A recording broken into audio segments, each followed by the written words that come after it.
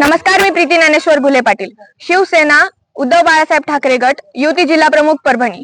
आज आम्ही गंगाखेड विधानसभेमध्ये पूर्णा तालुक्यात देवठाणा गाव इथे आलो आहेत आणि या गावाची आम्ही पाहणी केली। इथे कसल्याही प्रकारचे चांगले रस्ते नाहीत, लहान मुलांची जी शाळा आहे ती काही बरोबर कंडिशन मध्ये नाहीये। इथे मुलांच्या शिक्षणासाठी यांना खूप लांब लांब पर्यंत जावं लागतंय।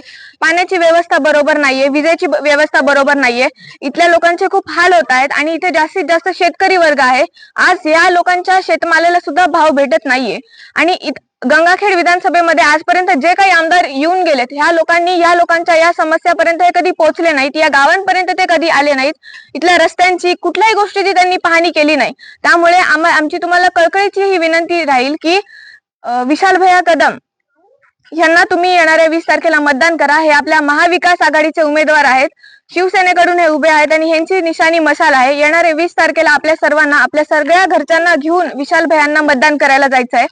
पहिल्याच नंबरला आपलं बटन आहे आणि विशाल भैयाच्या नावापुढे मशालीचं चिन्ह आहे। त्यामुळे आमची तुम्हाला कळकळीची विनंती राहील, आपल्याला जर आपल्या भागाचा विकास करायचा असेल आणि आता सध्या जे काही गुंडे आमदार आहेत ह्यांना पाडायचं असेल आणि शेतकऱ्यांवरती झालेल्या अन्यायाचा बदला घ्यायचा असेल तर आपल्या सर्वांना ही विनंती राहील की विशाल भैयांना विजयी करा आणि मशालीच्या चिन्हाला आपलं मोलाचं मतदान द्या।